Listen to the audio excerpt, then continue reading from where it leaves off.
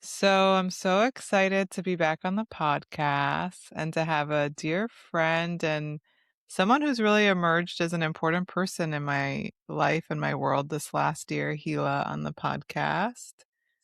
And Yeah. I think we're episode 9. And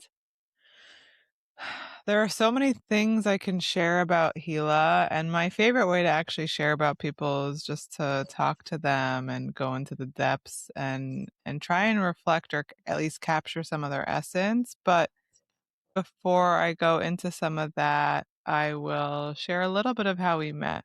So Hila lives in Israel. I used to live in Israel, and we met in as a part of a sacred community of women who were really deepening their spiritual practices together. And I got to do some in-person work with Hila. She's an amazingly talented healer, body work. Now she's practicing a lot more shamanic energy work, I would say.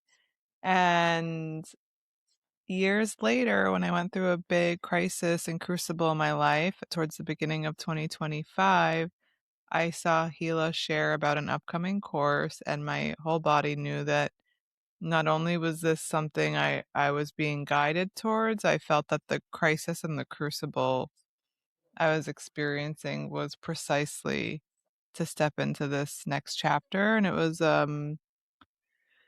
really a shamanism training. So I got to train for a month or two with Hila and also experience her gifts firsthand, working, doing remote sessions with her on my healing journey. And so it's very personal to have her on the podcast. Welcome, Hila. Thank you. I'm excited to be here. Thank you for Yeah, inviting. yeah, and also it was a pleasure to take the course with you because I also got to meet a lot of people in your world and see how they're receiving from you and how you're really, I guess I would say, like, giving back to the community because you're guiding people into their gifts, and it's very, very sacred. As someone who received that, but also seeing other people, I don't practice the shamanism as much aside from it informs how I see the world and how I do self-healing for now, but seeing other people awaken their gifts under your guidance and also your integrity when you guide people was really, really special and beautiful. Thank you. And it's you made me think now of one thing that I really love with my courses. Like now I just started another one, another medicine training that it's just like you said, we met in this conscious community of women that are developing, and it's really about the community. I think the course that you joined also, what I really love is that byproduct, but it's really there from the beginning, is it's not just about the material that I feel needs to be shared, is really the group, the people that are meant to meet and work together. And I just recently saw even that you sent something in the group, like we have groups that keep on going, people keep sharing, and it's really important that we walk each other home, and so I love doing that, just connecting people. 1,000,000%. I'm so happy you said that because I really felt it, and I know you and I both connect to human design and gene keys to an extent, and I think that the gene keys, I guess they both talk a little bit about, like, this fractal of people who are on the same fractal with you, and I really see that as Right. part of your Yeah. offering is you're connecting people to other people on their fractal, and I do think community is a huge part of the world we're moving into and what many people call the new earth.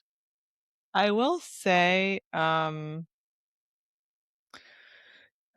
I don't think it's totally online yet. Like, I don't think we really tap the potential of community in this new world of people stepping into their multidimensional gifts and power. And I've heard like one teacher I like, or one channeler, I should say, that I like, talk about how, like, there's been a lot of loneliness on purpose. It's like building something within us. And I also think community is like a really big part of how we're reorganizing as like human beings on this planet. Yeah.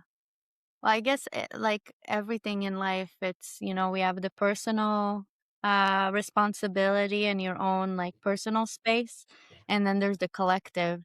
So I agree with you that we're not totally there, but also we're in charge. So I know that with this deep intention that I said can also be seen in my courses and the ceremonies that I do, that's really like my intention is to get the Ailu, it's called, it's in Quechua, the tribe, to get that soul family or that fractal together. That's really been a strong intention for me.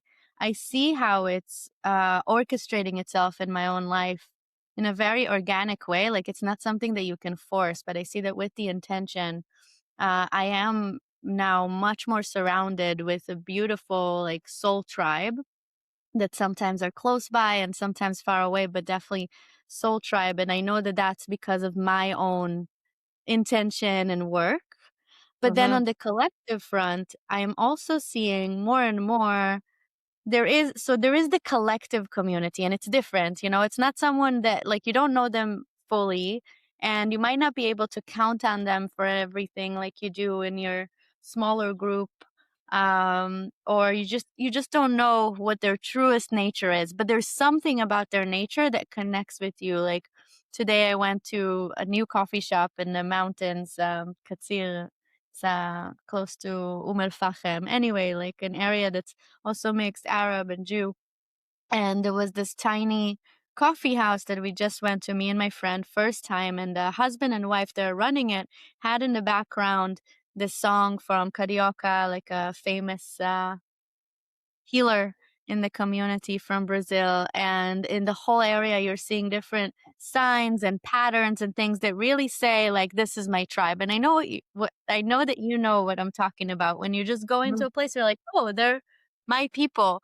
And although we don't Mhm. know each other, you immediately vibe, and you know that there's like a level there in the superconscious that you are already linked. Like, you really see that, or you see someone for the first time, it's like, I know you from somewhere. And I think it's happening more and more. It's just important to look at it. And you're right, it's not fully online, but I feel like every day it's, at least in my world, I see how it's getting stronger. I hope other people Yeah. too. I love that anecdote, and I'm so glad you described that because a lot of how I describe the new earth we're moving into or the new paradigm we're grounding is it's energetic first. And I agree, energetically, it's here. I'll see someone and they'll look familiar, or the song, like the subtle nods and winks from the universe, or the feeling you get. I think when I said it's not totally online, I was even thinking back to like both of us have had concepts of like full on activating like Right. superhero, superpower community mode, like heal the Yeah. world, bringing everyone together. And I think it's happening more delicately and maybe it's more delicious that way, like the subtlety of it. But I hear you and I feel that. And I know especially in Israel and certain places there, it's quite profound. Also here in LA, like healing centers and hubs, you can feel it. Yeah, exactly. You can find hubs everywhere that you go at this point. That's what's beautiful. It's just on the top of Yeah. a mountain somewhere. You could just find it. And I'll also just say that I always struggle with how to introduce people because, as I was saying, I like to allow your essence to like unfold in the conversation. And as we're covering high achiever with all the collecting all the degrees and components, I don't really enjoy it as much, but I do want to say I alluded to Hila's incredible integrity and gifts, but she's trained and apprenticed for many, many, many years in South America, in Peru, in Chile. She mentioned also in Florida and now in Israel, um, in the shamanic arts, in the tantric arts. Is there anything else you want to add to that to give people a little bit of context for? Um, I wouldn't say specifically in the tantric arts. It's something that I haven't I was mastered in. alluding, I was alluding to the Magen Michael. Is Magan Michael is not tantric at all. Magan Michael is it's a kibbutz that you mentioned. You're also familiar with. It's a beautiful kibbutz on the shore on Israel, and there's a Oh, very special lady Tonka there. school. Okay, I'm checking. It's the Tonka school. Yeah, That's what I misunderstood. Okay. Yeah, I think I exactly. saw the feminine shamanism and I saw the Tanka and I was like, "Okay, tantric." Yeah, no, Okay, no, the whole other school that I've, dabbled myself personally, but I wouldn't say okay. I'm the address for. So you did study a feminine type of shamanism in Magen Michael. Do you wanna share? I'm curious a little bit more about what makes it feminine or how you'd identify that? Sure. Yeah, I think that's also, well, I'm very connected also with Jamie Sam's work, for example, and I think she definitely ushered more of the feminine shamanism, bringing in 13 mothers, for example, is a big one. So I guess it comes from that. But in Israel, there's been, I'm sure you've seen it. I thought it was so interesting. There's been a revival of spirituality that is connected to shamanism, specifically Native Americans, more, well, South and North American tribes. And I find it fascinating because in Israel we have this religion, and it's unlike the US or anywhere else in the world where you have your own religion and then you have your country. It's very mixed. So as non-religious Israeli, I can say that there is like this disassociation from spirituality, from religion. It's like you're either on the religious camp or not. There's no in between. That's how I grew up. And the shamanism schools and connection to Native Americans and sweat lodges and vision quests really allowed for a lot of you know Israelis who are do not identify with religion but are awakening spiritually to find a home. So there's just very interesting places for that. And in Magan Michael Tanka is one of them, where it's this one woman, we call her the salmon energy, because the salmon swims like up the current, against the current. She is, in her 70s now, and in a kibbutz that's very masculine, and also in kibbutzim is also like no religion. Unless you're a religious kibbutz, religion is out, so no spirituality, no religion. This woman decides to open up a school for shamanic studies that she's learned from her teacher in North America called Bearhart. She's following his lineage, and she teaches the medicine wheel, basically. She opens sweat lodges, and teaches around the teepee, so all that, okay, we know. But she chose to focus on the feminine aspect, because she's also connected to archaeologists, really big archaeologists in Israel, that have been looking for the connection of the goddess before like religion came on, which are so many here in Israel. We find all these ruins connecting to the goddess, and she combined it with the teachings of shamanism, and also I think with what Jamie Sams have brought in, and basically even through the medicine wheel, where we're looking at the four directions and the four elements. Then you can connect it to four stages of your life. She specifically connected it with women. So the baby girl, the child girl, the woman, the mother, which I'm sure we're going to talk about as well. The mother has its own place. And then the sage, the wise old woman, which is different, and then you like teaches you about all the different goddesses images, and using from ancient Greece, for example, all the different goddess archetypes, and showing how they all correspond to the different archetypes of the medicine wheel. So really, like, I guess combining east and west, Mhm. Mm. specifically about wisdom, about um matriarchy, really. She was like teaching back matriarchy to women. And it's very profound, and it's all run by women there. Very revolutionary and very quiet. So I was very happy to be a part of her cohort, and I still go and visit. So thank you for asking, and I'm happy to spotlight her work. Yeah, that's so Yeah. beautiful. I feel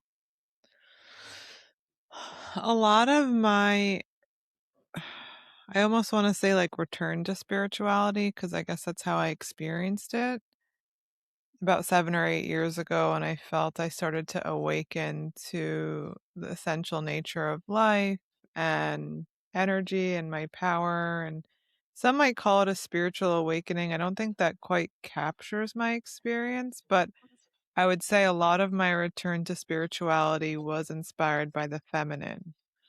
And sometimes I describe these times as like the shorthand is divine feminine rising or return of the divine feminine. And Right. I was actually thinking about it this morning, I think, um, trying to remember the thread that was so present for me. Oh, yeah, like when we talk about the returning to the feminine or even the feminine, I always like to explain it's like an archetypal quality. It's not just gender, it's not female sex or male sex. It's the archetypal masculine and feminine. These are polarities. These are building blocks of nature, even, right? In the plant species and the animal species. And this idea that we all have masculine and feminine qualities and aspects. And I think I was just feeling very present with this idea that as the world becomes more and more complex and more chaotic, we actually need the feminine aspect because she's more connected to the chaos and she's all about the cycles and the waves and we need that. Actually, the way that one of my now he's a friend, but my mentor, Dr. Lawrence Hillman, talks about it. I practiced or I studied archetypal astrology under him. This Jungian style of astrology is that as complexity increases, we need the yin factor. He's really all about the yin factor, which is shorthand for the feminine. And it's true. And I come from the world of organizations, business, management, leadership, but I think it's true there. And I guess the point I really want to make is we need it personally because we can't, it's no longer enough to move forward in a linear way. We need the wider perspective. We need the cycles. We need the spiral, right? To revisit the same challenge or conflict or tension on the wheel or what you might call the wheel on the spiral and then come back to it with a different perspective. So I really think I like my North Star is the idea that we're multidimensional people living in a multidimensional world. And I try to activate that remembrance and that multidimensionality for people. And I think one of the basic ways to speak about that is like masculine and feminine, because if you have one mode or we're making the feminine wrong, as so much of patriarchy and a lot of religion has done, we're only 50%, if that, maximum. We're missing. We're probably less than that. We're probably like 10 to 20% because we're even on the masculine side operating within a thin band of what's successful, what's legitimate. And you feel it like we all have that in our consciousness, that like narrow band of the masculine, which both crowds out all the feminine and also crowds out the full potentiality of the masculine, in my opinion. Yeah, it's true. Yeah, I think because you're right. This is the rise of the feminine, but now more I see this like as being the talk among my colleagues, at least, is really the responsibility now of the feminine as the matriarch, as the one who knows, who remembers, who has the wisdom to help elevate the masculine because it really has barely reached its potential. The masculine, if like we can see how it is the one that's mostly stuck in survival mode, let's say, right? So that's very low vibration, or that's like a part of the brain that's mammalian, earth based, animal, not multidimensional, have barely accessed. Not saying, I'm sure there are men who are, right? So I don't want to, but I think as a general rule, if you're looking at the way that our world operates, it operates on that lower vibration because we see it's like all about defense, right? Fight or flight, defense, survival, still.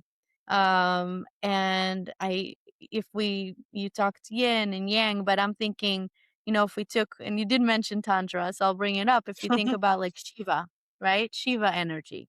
We barely see that, although that is the ultimate masculine energy. And yeah, the talk has been how do us as more conscious beings, female, of course, that have learned to work with our feminine and masculine energy, what is our responsibility to help elevate the masculine more into that world, remind them that they are multidimensional, that are more than just protectors, you know? Um, Right. Like yeah, so that's one mode, one operating system. mhm. Yeah. Because you said it's like narrow, this one is narrow, but again, like if you think about the teachings with Shiva, it's the one that like holds the whole thing. And it's less about protection, it's more about support, and it's wide. It's a wide lens. It's one that really sees everything. Mm, Even much the feminine because it's more going around and then looking at the mm, little details. mhm, Uh, since we mhm, have really accessed that part, the feminine could also not sit comfortably in her role. mhm, So it's like this, it's not just the feminine. It's like once it so I do think that we've passed some kind of something, especially now as we move to 2026, we passed something, how is it called? Like a threshold. mhm, Because now the talk is okay, what about the masculine? Because we can't just keep moving without the masculine energy. And again, I'm mhm, not just talking men and women. I mhm, see a lot of men uh are accessing their feminine. Like mhm, I talked about Netta, my teacher, but my first teacher for shamanism, Alberto. I think he's the one that sparked it. He's a masculine man, and yet his whole teaching was very much about the feminine, mhm. and understanding the feminine, finding the feminine in him. And even there, okay, what about the masculine? And it has to keep leveling up together. Mhm. If not, it's not balanced. Totally. I'm so glad you said that and shared it. And like, I'm glad we're bringing some complexity into the conversation.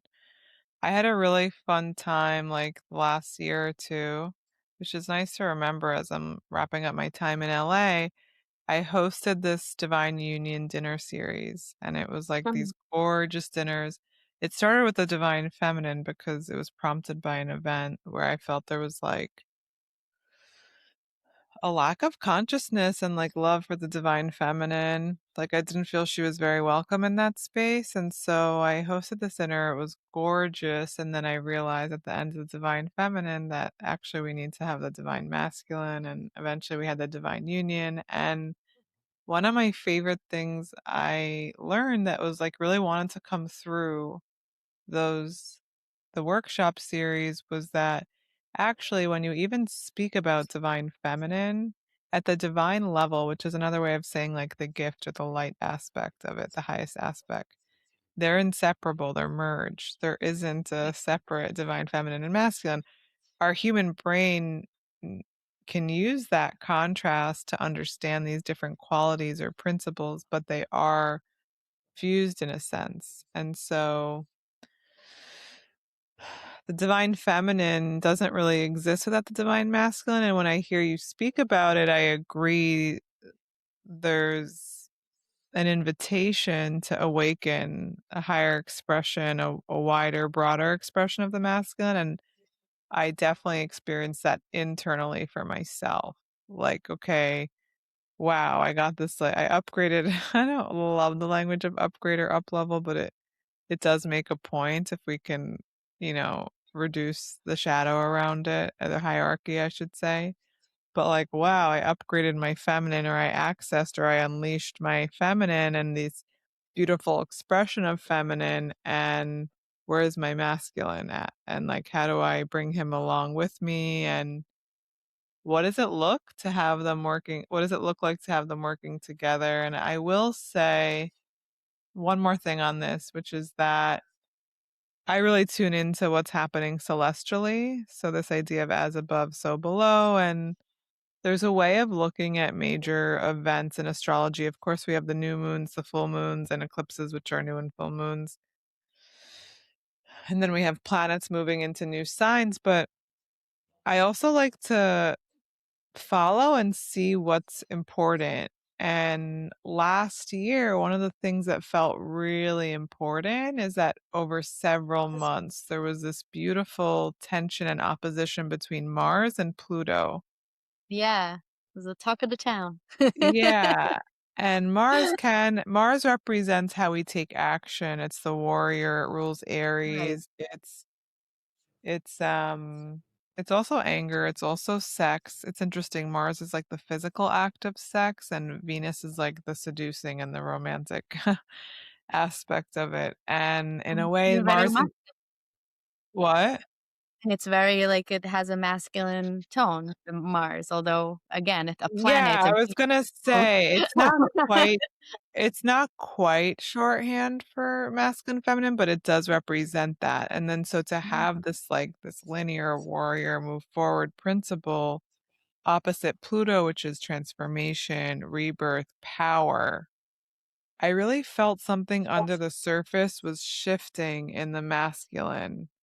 And it's Mhm. interesting. I just spent some time studying 2026 and I really like to allow the events to unfold to really feel into like what feels active in the collective, but there are some now new and different interesting aspects. I don't think it'll be as significant as this 3-month journey, but squares between Mars and Pluto. Like I'm just noticing that they're still doing a dance and I for one really believe like I don't know that we're guided by the stars. I do feel we are like celestially as above so below and they mirror for us what's happening. So I think less about cause and effect and more about, okay, like here's another data point or information around what we're moving through. And there's like a beautiful surrender in that. So I wanted to bring that in too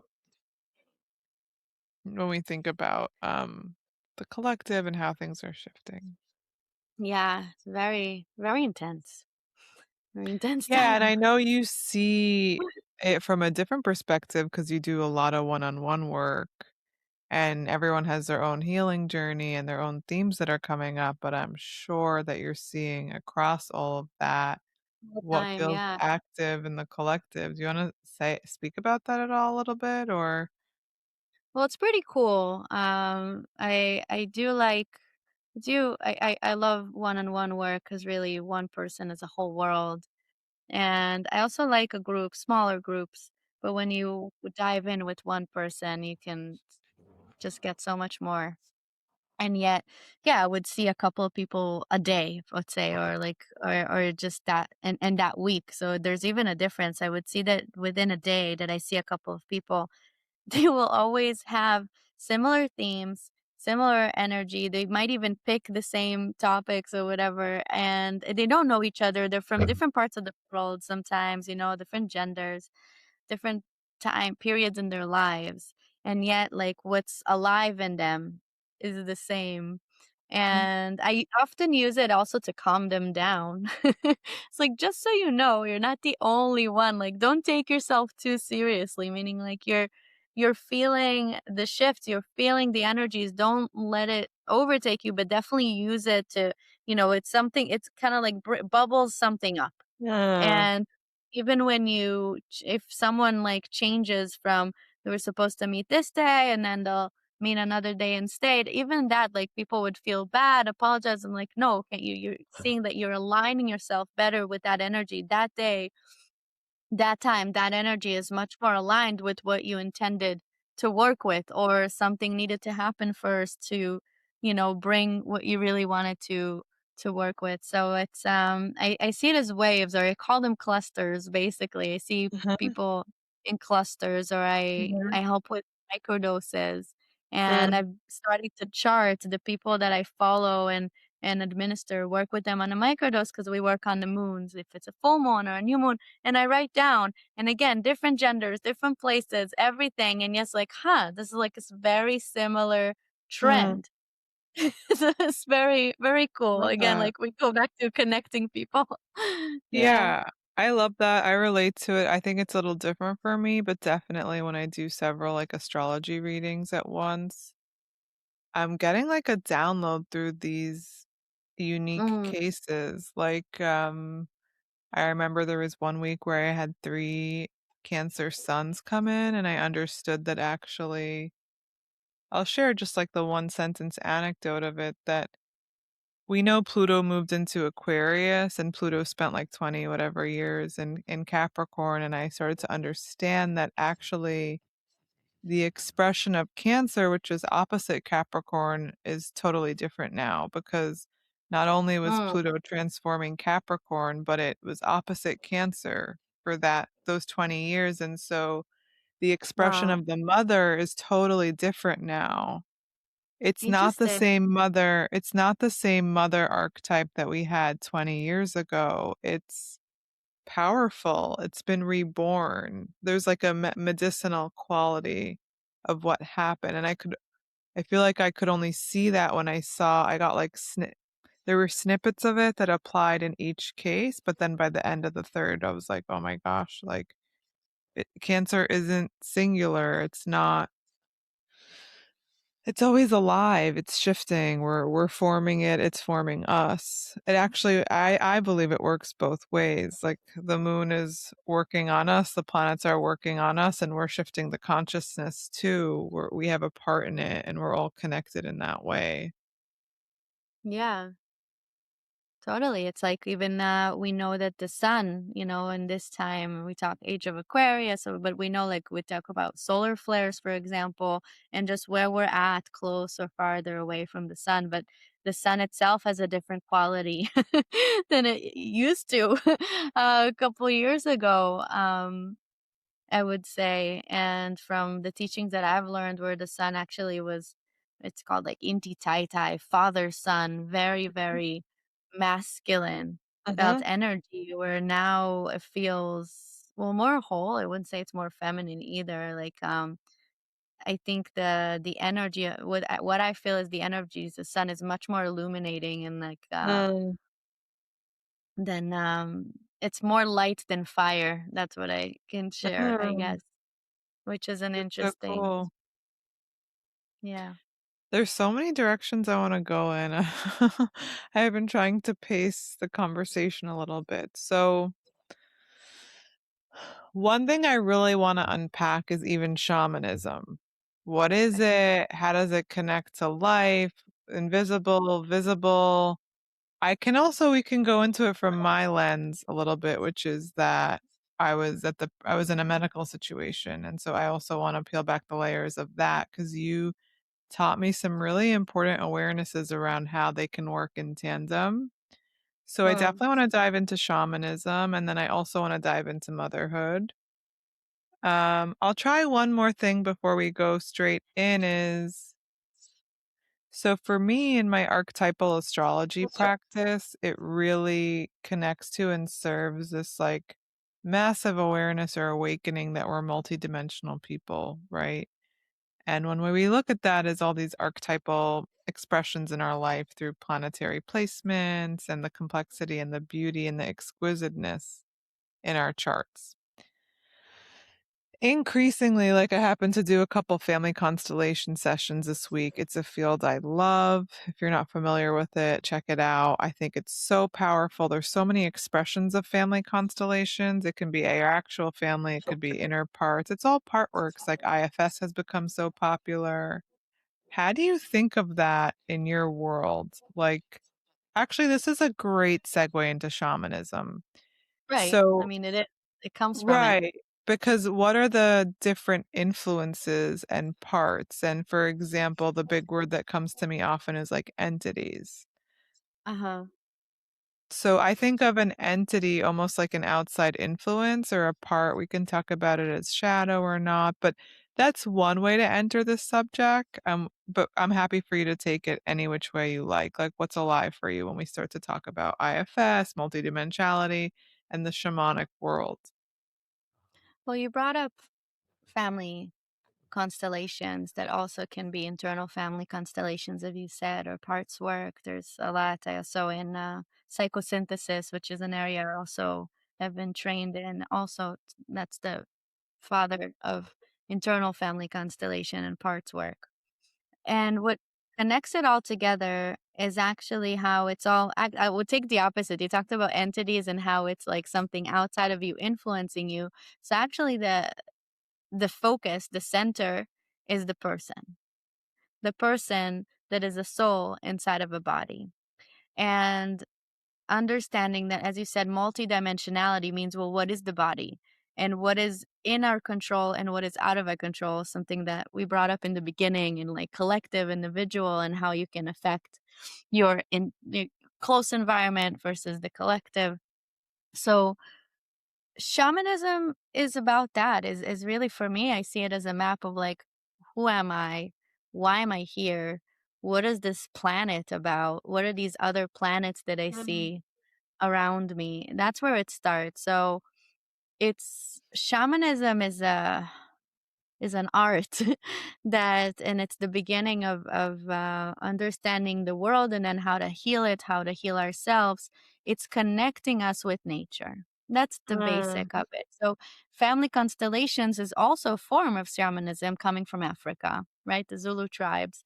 And there it was more about understanding how our families, that we're all connected, one big tribe, and that after someone passes, meaning they died and they're no longer in body, doesn't mean that they're not with us. So it was mm, a lot connected with their knowing. It wasn't I maybe, I wish. It was very like their ancestors are with them still within the tribe.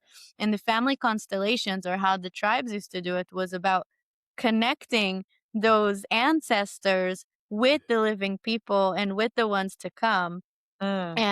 and understanding that when someone dies, and that's like the connection to karma. um so that's one aspect. It's like, what is the body, right? Like, what is the body, and what's outside of the body, and how can I be a Mm, spirit out of body? What is the mm, soul?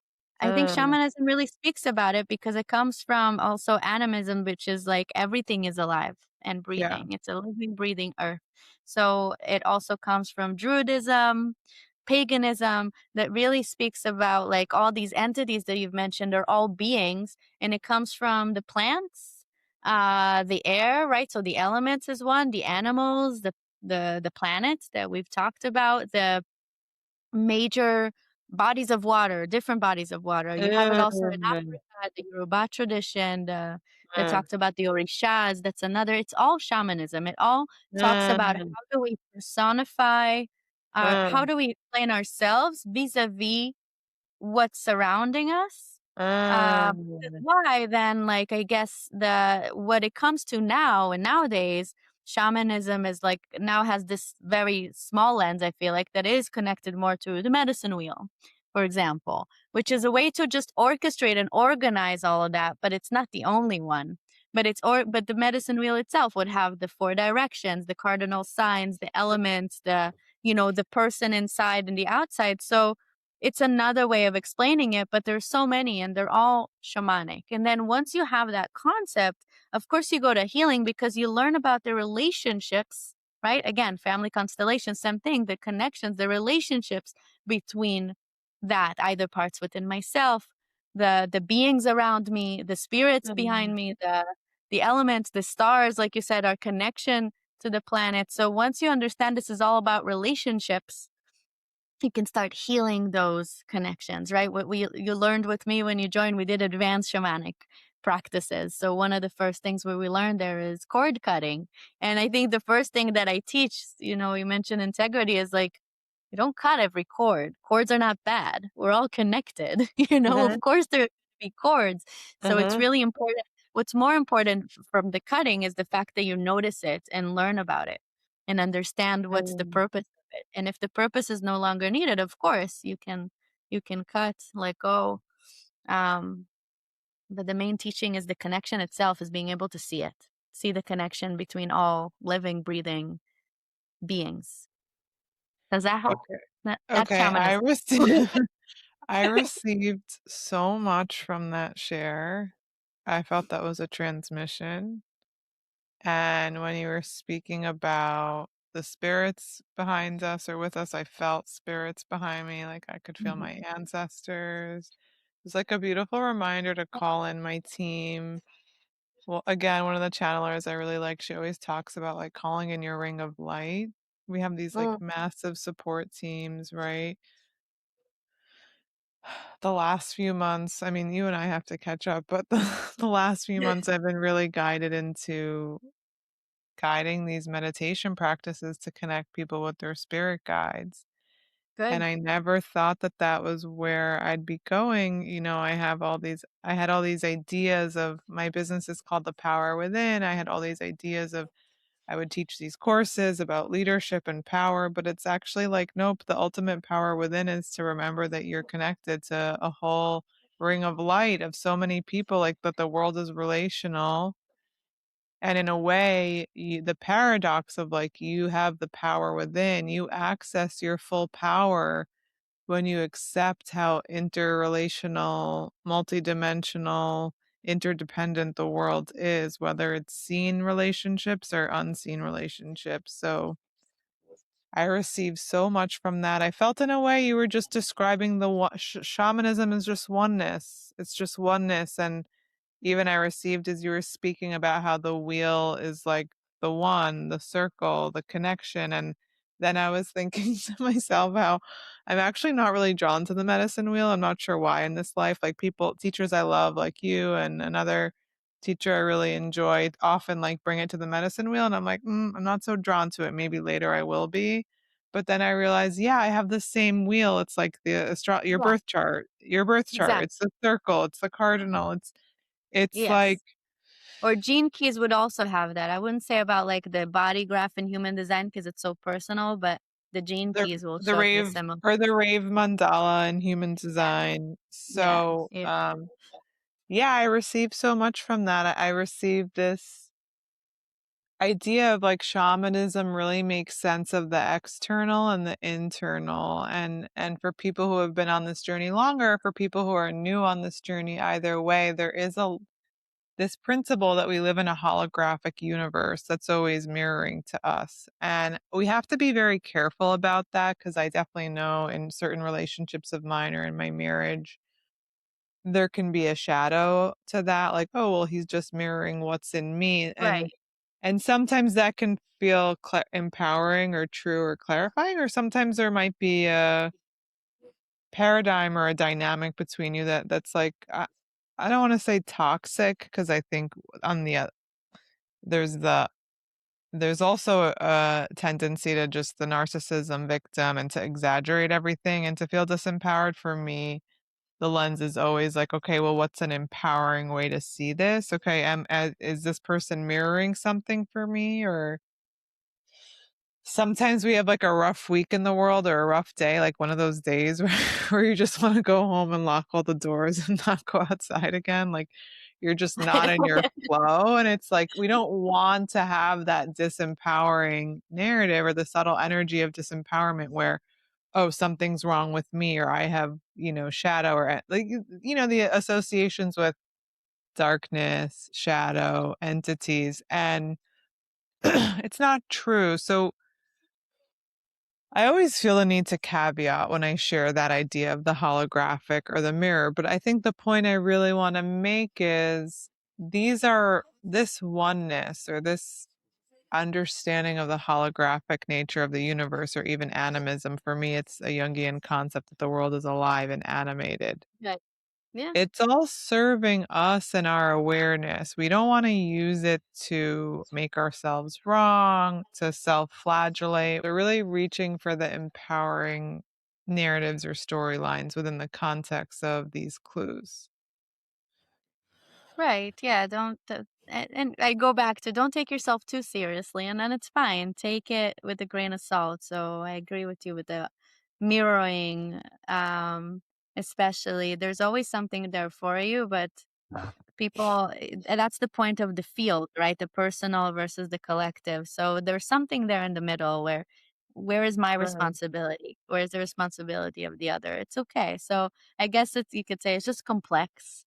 It's not so simple, and it's not fair to be taken just by the simple aspect. It's Yeah, complex. I would also say actually if we want to like flesh it out for a minute or two, Mhm. when I talk about the wounded or shadow aspects of the day where you want to lock yourself up and say, oh, something's wrong with me, it's actually that perspective is again the wound of like, I'm on my own, it's all about me, I have to do it. And it's not taking into context the reality that there's so many forces present always, like Yeah. the ancestors or the spirit or the planets or the energy or the aspects between the planets. So even when I guide the meditation group for people to connect with their spirit guides, some days are just harder to connect. We can't Yes. use that to say, like, oh, I'm not connected. I'm not an open channel. It's just Right. some days are also magical. So it's less attachment to the experience or outcome, but the ability to pick up on subtle energy or what's what's alive in your field, I would say. Yeah, and even, you made me think even that day that you shut yourself, close the door and feel sorry for yourself. Even that, do you know who planted that thought in you? And is it really bad? Because is it possible that it's actually preventing you from, let's say an alternate reality where you go outside and I don't know what would happen, or you meet someone and like all this was all orchestrated for you, not against you. So you stay Right, inside and take a right, breather. And if you had to right, like feel sorry about yourself to do it, right. then that's the price, that's the cost. Basically, your Yeah, spirit guide made you think that for a good reason. yeah, I guess I get it and I agree with it, and I think it's just, like, logic of, like, the world everything's happening for me, not to me, Right. and I'm also, like, we don't wanna go into a fear-based narrative, like, I don't wanna lock myself inside because 'cause I'm afraid of being in the world, but I want to what I feel is most empowering in my life and like my top day or my multidimensional self is like, oh, okay, like I'm not in flow right now, or oh, okay, like I'm not totally resourced right now, or oh, okay, Right. like it just does, like today maybe is not the day to do the thing. And like, can I have Exactly. humility to know that or honor that? And, Totally. yeah, like, it's actually reminding me I hope people like, I just love following all the threads, so let's just follow the threads. It's reminding me of, like an eclipse season is coming up next month. February 17th is the first of 2 eclipses, and in this eclipse portal, there's 2 eclipse portals a year, which basically means that there's, like, 30 something days where the sun, the moon, and the earth are in this alignment. And I'm reflecting on like the last eclipse portal was probably one of the most intense I've experienced. And because I practice now, I'm paying attention. I'm really working with the energy. And the message I got in September when we had the message I was getting so clear is that it's a cease and desist order. Like Right. cease and desist. Like drop Mhm. it. Like Right. just drop it. And I I think agree. that's coming to me now because we're living in very unusual and very activating times. And sometimes the best thing you could do is just let go and have humility. Like today is not the day. This is Mhm. not the month. Even for myself, I've been really like feeling this call to shift my business or maybe downsize my business or, well, for people who don't know, I'm a couple weeks away from leaving LA and moving back to the East Coast, but it's a totally new adventure and total uncertainty about what's next. And so, like, everything is on the table. My whole identity feels like it's shifting. And when I was playing with as these like business changes are coming up or I'm questioning everything is kind of like, this is not the year or the month or the week to like decide that my business needs to look a certain way or my success needs to look a certain way. Like, take it from the girl who was like trained in New York at great schools, Ivy League, Harvard Business School, like even climbed to the top of a corporate company and did strategy and business. Like there was always a way to succeed and grow. And like I had success in a way ingrained in me.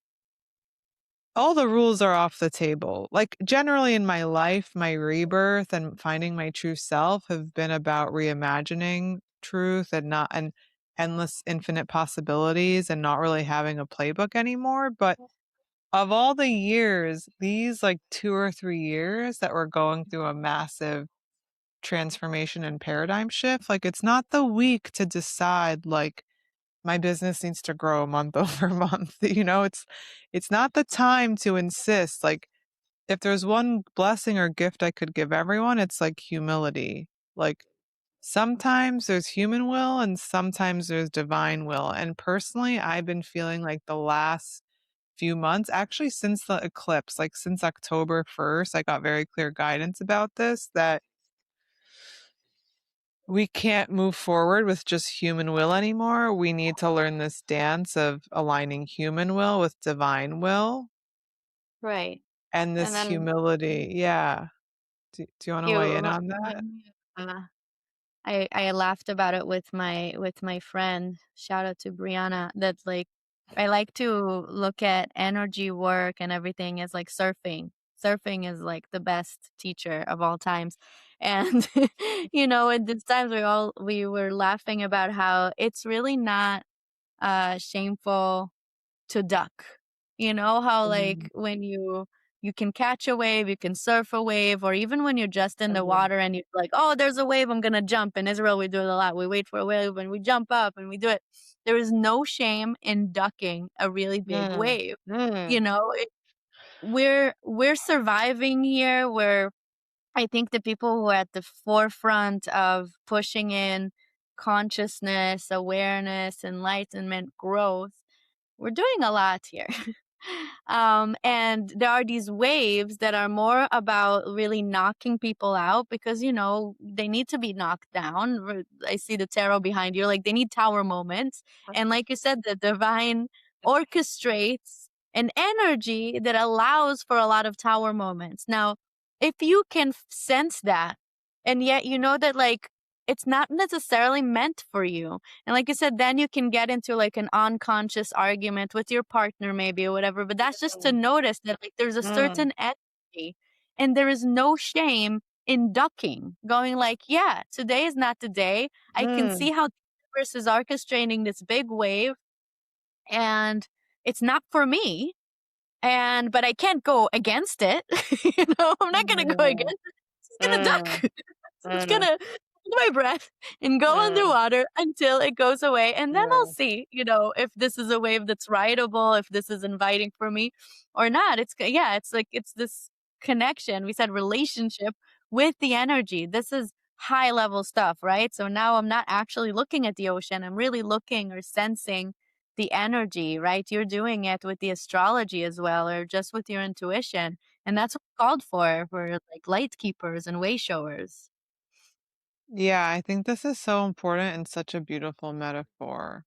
And I think I've been confronting it in my own life in a way. Like I do believe I have the maturity because I think it's new leadership what you're describing. It's new power, new leadership, maturity, agency.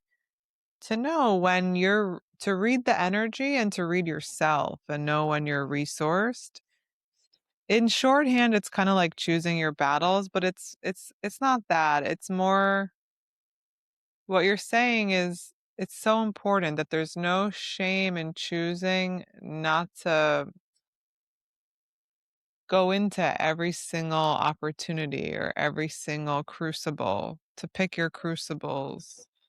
And I think I'm learning it on a very subtle level in my own life, actually. I've been very reflective the end of the year with this upcoming, like, huge geographic move, which is that just kind of noticing, and it's very much about right now, we're in this every 18 months.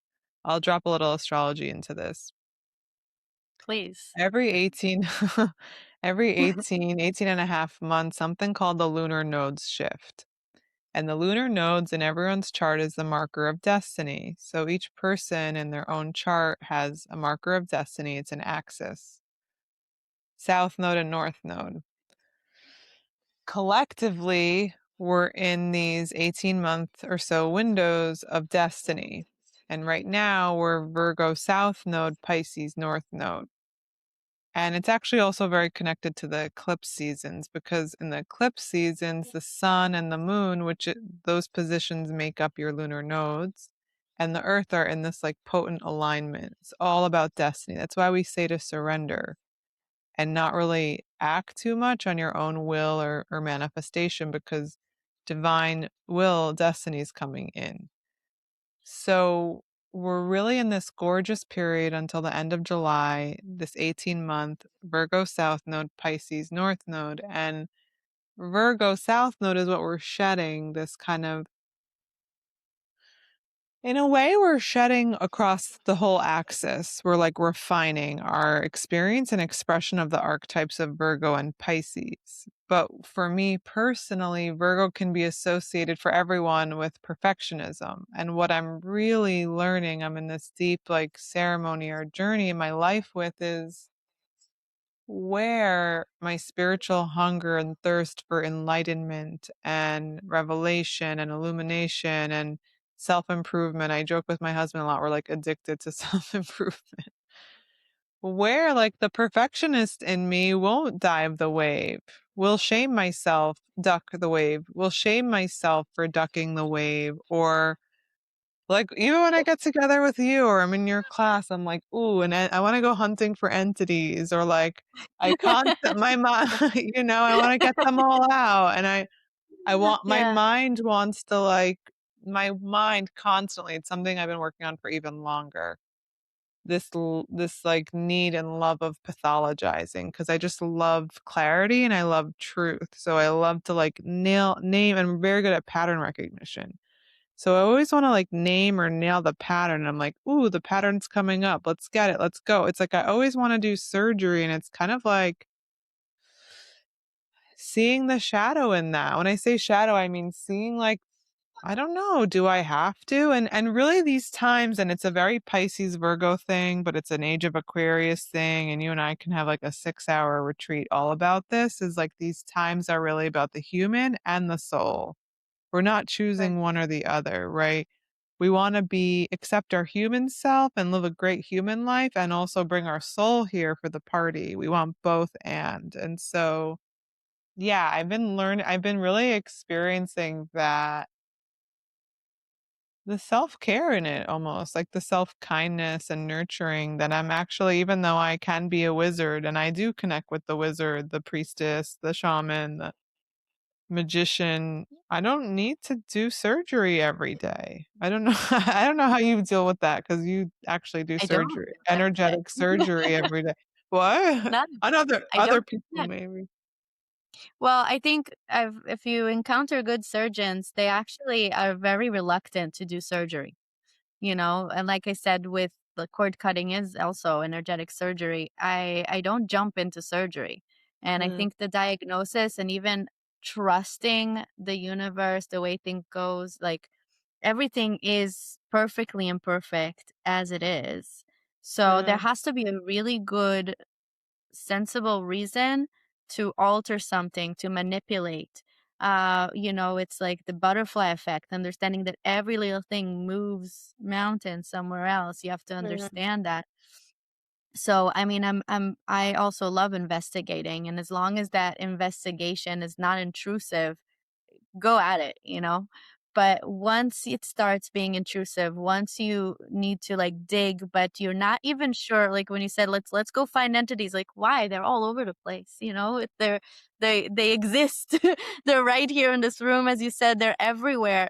The point is like, is it a problem? Right? Yeah, If it's a totally. problem, then let's see. And actually, before we even go into trial, divorce, whatever, separation, let's see if we can just communicate. Right? Mm, Let's start totally. with communication, you know? Mm. Wow, I love that so much. I wanna linger on that for a little bit. Yeah.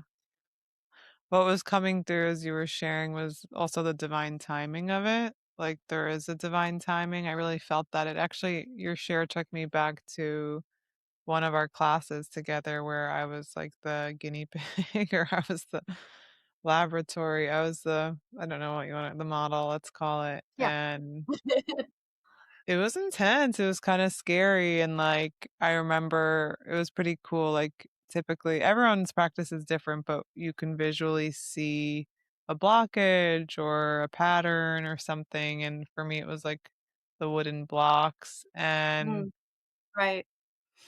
yeah, we need to keep them there sometimes. It happened that we felt, and we felt it was time and I was ready, but they were there the whole time. And this is actually, they were there for a long time and they served a purpose. And so there is some humility and around divine timing. And this is also connecting to a beautiful family constellation I did last night with, shout out to Ricky Silber. I don't know if you know her. I met her in I Israel. do. Yeah. She did a beautiful constellation, and it was actually one of the most fun experiences I had healing. Like, I was just a participant, but it was so fun. And there was a few characters that were like, like one of them was defense mechanisms, and like, we don't want to throw out these parts of us. They're very important. And anyway, there was a lot of alchemy in the experience in the room, but it was a reminder that the patterns are there for a reason. And I think in a way our minds can oversimplify our understanding of like blockages and obstacles and higher self. Like there's still a lot of unconscious bias around the light, wanting to be the light and soar into the light. And even for myself, yesterday or today, where I got like addicted. I definitely get addicted to like, you go to a family constellation like that and you're like, whoa, we just like alchemized so much and cleared so much. Like, when's the next one? It happened to be a really fun one. And it's like, do I really want to dive into all this? Like you were saying, do I really want to have like how many surgeries do I really want? Can I just be kind of okay? And it's actually a funny analogy because I really don't like surgery. I never really had I had a big surgery last year, which is how we connected, and it's like my first time being under the knife, but my whole life I've been afraid of being under the knife, and then I would see people like voluntarily go under the knife and do plastic surgery, and I couldn't understand it. And in a way I'm doing my own, like, not plastic surgery, but like in a way you can become really addicted to purifying your vessel. And I think that's really the times we're in with the South Node in Virgo, the perfectionism, to see it more Right. clearly. But also on the chaos, right? Because you made me think about, like, I have this tendency which makes me good at what I do, but a hard person to live with sometimes. Like, I pretty much like OCD-ness, like things need to be nice, neat, clear, like a mess outside Mm, is a mess inside. And I mm, have this tendency when like I feel so messy inside, I'll start cleaning up, and whatever I see around me that I don't feel like needs to be here, I'll throw out. I'll throw out mm. these things without thinking twice. Now I live in a house with 5 other people. There's 4 boys, 1 partner, there's a dog. I guess he also gets upset when I throw away stuff. And I'll just go like, "Nope, nope, you left it here for 2, 3 days. It was and obviously you didn't need it, so Mm. now it's gone," you know? And it's really affecting everyone. And it's that Virgo, like neat, Yeah. tight, and it's like, "Wait, why did you take why it was perfectly good where this is orderly for me, for someone else. Like Mm, so one person's mess is someone else's order, and this is how it needs to be. This is the only way I remember it. Let it go." So yeah, it's yeah. It's funny. I feel like my husband plays that role. I'm like traumatized by it. So I hoard. I'm not a right. hoarder, but I don't, yeah, I have the opposite. But I also want to say, like, I want to make it clear, like, as we talk about these, like, parts of us that are coming up, I want to, like, love on them. Cause for me, first of all, yeah, for me, I would say that it comes from a really beautiful place or like principle of loving purity, loving truth, like wanting to purify my vessel, wanting to merge with the light. It's a beautiful thing, and I can see how a part of me is calling for me to recalibrate, like how drawn I am to it. And for you too, I want to honor, like, actually when you came on here, I was like, wow, I love your space. Like, Mhm. it's so Thank orderly and like there's something about your space that's so beautiful. So honoring it, which is so, I think that's the ultimate alchemy, is like honoring it, loving it, and coming into balance. Honoring, loving, and coming into balance, because we don't want to totally throw any of it out, because it's also connected to a higher order, a higher calling, a higher, an essential part of ourselves. Yeah, and it's just about the communication piece, right? It's not that it's wrong or right, but like not just if this is not yours, if you don't know why it's there, just asking, right? Asking, Mm, checking in. That's a part that mm, I mm, am learning, and that's what I mean, like, at my work, I'm good at my job because I see something, I take it out, and in my earlier years, that's what I was famous for, and people would line up so I can clear them, you know, because 'cause I'll clear everything, clear house, major vacuum cleaner. But later, and this is something I teach my students. I trust that you've gotten that lesson as well. You have to understand that when you clear a space, it will get filled up so quickly because the energy, like mm, any, no space is left open. mm, So you create mm, open space to fill it. So if it's mm, the cobwebs or the animals or anything, or someone says like, look, there's a perfectly good free space. Let's put this on. Let's put this on. It always gets filled. Sooner or later it gets filled. So if you choose to open up a space and clear it, you have to understand why you're doing it. And also already, that's what I call the switcheroo, like decide what you're filling in instead. And in energy work, it could also just be light, but a certain light, a certain intention is also filling it, but not just keeping mm, it blank. Like I went to a huge purification period now in December because that's the time to do it. That was the time to clear space. mm, And I was also going through new initiations. I've been working with the frog medicine, for example. So different initiations, and clearing frog is all about purification and clearing. And, I realized in January, because it was so clear in my vessel, it was so clear on December, it was nuts. It was very lonely. I had all this energy. No one else had it. I was like, mm. all like, oh my God, new earth, this is amazing. No one else around me is feeling the same. So I also felt lonely. But I realized that then throughout January, because I was like, okay, I'm going to integrate, I'm going to take a break. I just cleaned so much. I've actually started accumulating a much more, like a lot more stuff. Just Mm, in that small in a few mm, weeks, I've, mm, like, gained all this stuff just mm, because it was so clear.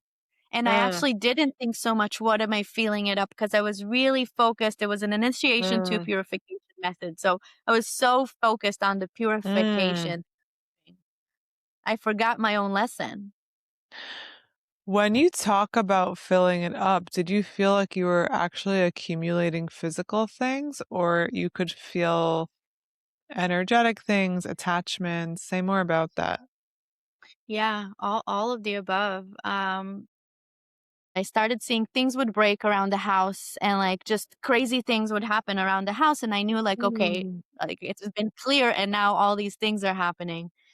mm, And yeah, also physically, like I was on a very strict diet, and mm, I stopped during the war. I don't know if I exaggerated. I want to call it in the best name, Mary Jane cannabis. I used it a lot to calm my nervous system throughout the war. And then when it ended, I felt I didn't need it anymore, but I was already like hooked. So I went through a really long process of clearing it from my system, from example, and it was great. I didn't need it, whatever. But once this is all of a sudden, like it's come on in like with a vengeance, like the people mm, around me, this, it was like, mm, and if I did try to take a little bit, it immediately affected me in a really bad way, like not what I'm used to. So it was like you could feel it, but also like it had all this room to play in, like almost too much room.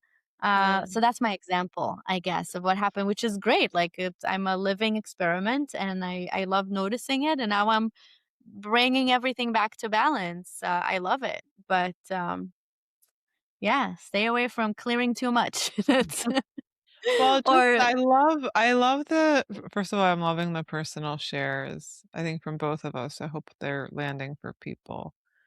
But I'm loving this just awareness of the physical and the non-physical, because we're starting to give people like a new perspective or language to notice what's in their field.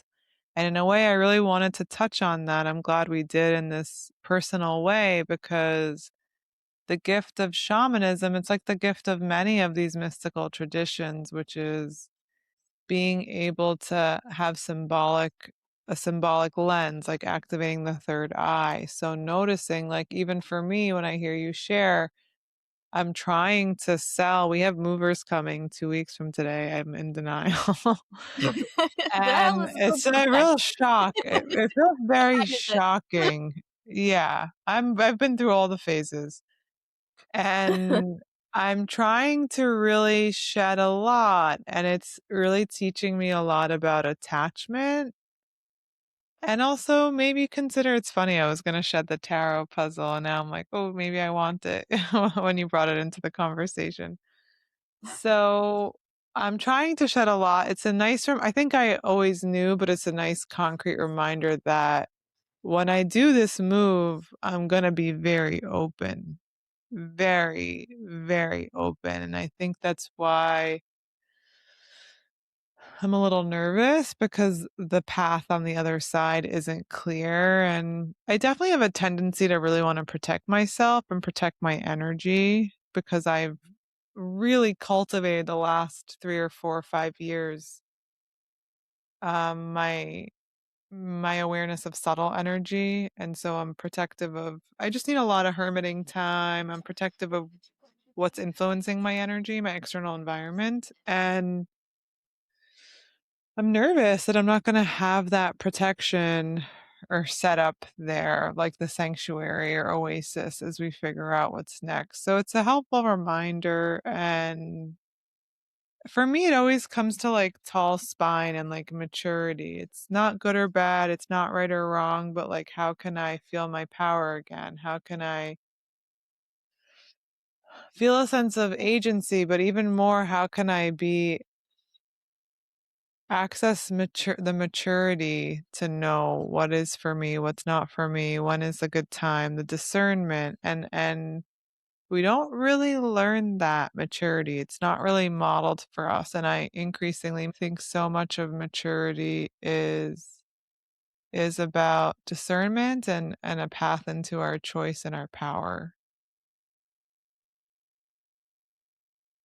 A reminder that we have choice. It's like the big self. I like to talk in my life, I like to talk about her as my big self Hmm. and like my little self, because my little self, she hangs out. She's here all the time, and I also love her. And when you're making big choices, like, you really wanna have access to your big self.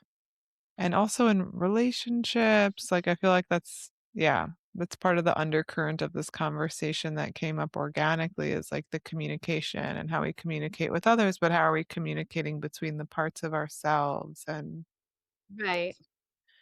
in a way, before the communication, and this is sometimes the hardest part for me, is, like, the lingering and, like, taking an extra breath and, like, being in the moment a little bit longer, and the presence, the allowing.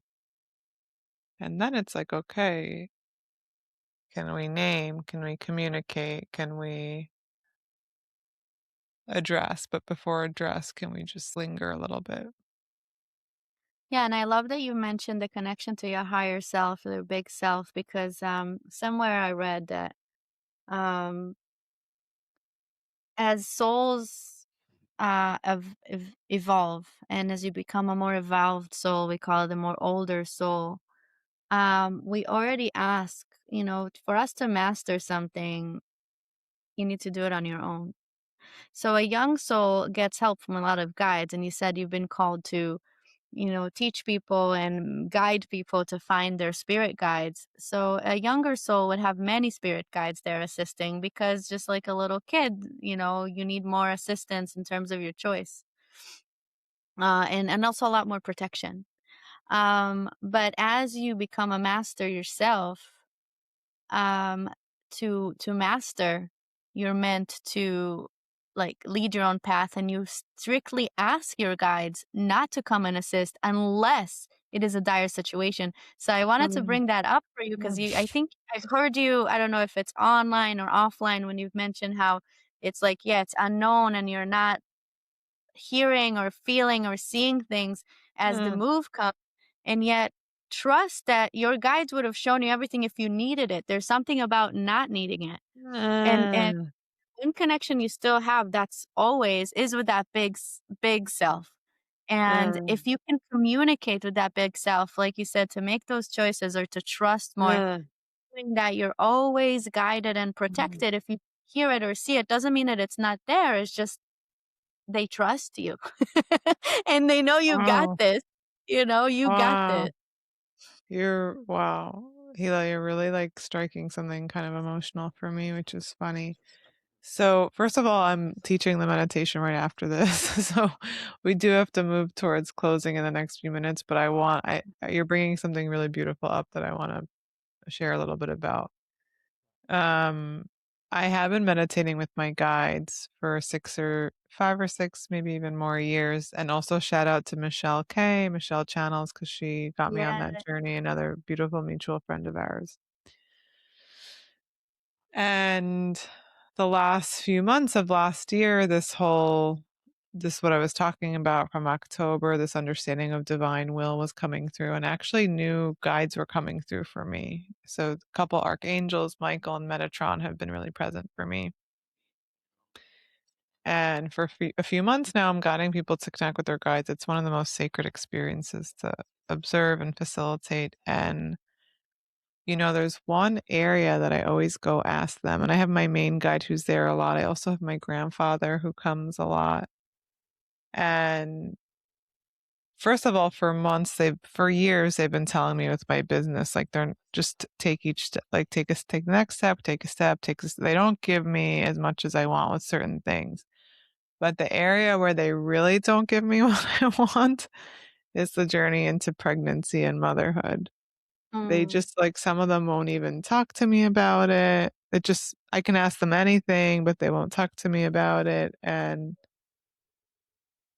I've had some really cool experiences, like a journey, and all my journeys haven't been with medicine, just shamanic drumming. And that's really important to me that people know that's available to them. And we've done sacred journeys together, me and Hila, without medicine. So I have access consults. I had a famous consult with Kuan Yin at some point. I did a shamanic drumming meditation, and she actually basically kind of told me I was pregnant, and I didn't realize it. And then I realized I was pregnant like couple weeks later, and I was like, wow, she kind of told me I was pregnant. But where I have been able to ask is my higher self has been like the most open or available. Still, I don't get a lot of answers, but I do get, and I have been guided to connect with my spirit baby, which I feel like we need a whole nother right. conversation just about Yeah. the spiritual initiation of motherhood and spirit babies. But it's a tenuous connection, which I think it can be for many people, because whenever there's like a lot of emotion involved or present, it's hard to feel like a clear channel and to trust what you're hearing. Um, but I'm happy we are kind of coming around to this message and this note, and it's very profound wisdom to hear that about the higher self and the going it alone. And maybe that also connects to why at the beginning of our conversation when I was saying like it has felt lonely, and again, this teacher I like, she goes by Roya Darling. She's a pretty clear channel. I appreciate her stuff. Talks about, well, it's been intentional that you feel lonely and you're not, like surrounded by mirrors and likes. And I get that. It's really, really building your inner capacity for light, for strength, for self validation. I end up teaching a lot about the need for self validation in these times, really not outsourcing your power and the inner Right. authority. Um, And the other big thing that I feel like you might resonate with is what I've been hearing the last few months is really being a beacon. And I'm still questioning whether I'll have a spiritual business or how big that business will be or how much energy I pour towards it, because I am going through a huge life change, and embracing this path into motherhood, however, whatever the direction of it is, but really being a beacon no matter what I do professionally, just being a beacon of light. And I think that we Yes, kind of we need to walk it alone at times to find that inner fortitude and strength. I agree. Thank you for sharing. It was also, if this helps, I know we need to close, but just to echo, I've also gotten a very clear message about the light keeping, which is basically being a beacon. Um, Showing us how, and that's why I shared about also the sun not being so much of a fire and burning, but really more light and pure light. The energy in our planet has shifted, and it's a collective thing. We've all signed up for it. There are different roles, and we're all doing our best, really. Just from showing up, and you're showing up. So you're doing great. And the idea is that as you show up and you show up with your light and you're holding the light, it's all about keeping that new frequency alive and teaching others how to harness that light in themselves and how to keep that alive. Like you said, like self-preservation, and like that's been a message I also received from the medicine, actually, sitting with grandmother medicine. It was very, very strong. And I also tried to think, what is she saying? I need to start this or that. Like, what do I need to start? And it's not about starting, but it's keeping. It's about keeping the light, like you keep a fire, like a fire keeper, understanding that you need to tend to it, look at it, make sure it's not strong enough, it's not going anywhere, it's not being taken down by anything, keeping it and helping others see that the light is there and help keeping it. Mm. That's and however whichever way works for you, and like motherhood, you know, and you'll see that when you do have, and you will, and it also has to do with your husband, by the way. That's why you're not getting a lot of answers. Ask his higher self, work with him, because it's together and it's a partnership and it's about your move. That's what I need to give you. um but when you do, you're keeping this light inside of you, and then the light goes outside, and really just keeping this light alive, vibrating in the highest frequency in this changing world is already a huge mitzvah. It's huge, and everything else that you do. So just understanding, don't quantify it from the business side that you used to, and understand that you're already doing it. You're doing great. And if you need a breather, you need to duck, or you need to like take a second and deal with the anxiety of moving somewhere and you're not in the highest vibration, hey, you do you. Yeah. Thank you for all of that. And yeah, I really feel I have to let go, and I'm in this period of questioning. And I really feel the reframe in the last month has been like, I'm fulfilling soul contracts, like forget or like fuck the monetary contract. This is so sacred. Like if someone comes to sit with me or learn from me or receive from me or access their guides through me, like it's $1 million. I don't need to put a price on it. Yeah, And also honoring, and it's the Virgo part of this, my human self and my need for nourishment. And so anyway, I'm releasing attachments. I'm preparing for this big leap. I'm so fortunate to have friends like you, healers like you. I have a short list of people I go to for stuff, and Hila is on that list. It's very important for me to work with people who are in high integrity and really preserve the sacredness of this work and of this life, and she is one of them. thank you. So I'm so grateful to receive from you. I actually missed I miss learning from you. This was like a really beautiful remembrance of that. I'm going to share how people can stay in touch with you and receive from you. And I hope this is landing. It's such a just my total and utter pleasure to be in conversation with you. And there's like 12 more conversations we can have, and We'll maybe do we more will before have. it Yeah, later. but this was like a We'll do this. beautiful organic start. Yeah, thank you. I would love to come again, and thank you for showing up and doing this podcast. Thank you so much. I love you Yeah, and light. And I good love luck you with the move. too. Thank you. Amen. Amen. Okay, we'll be in touch. Okay. Bye for now. Bye bye.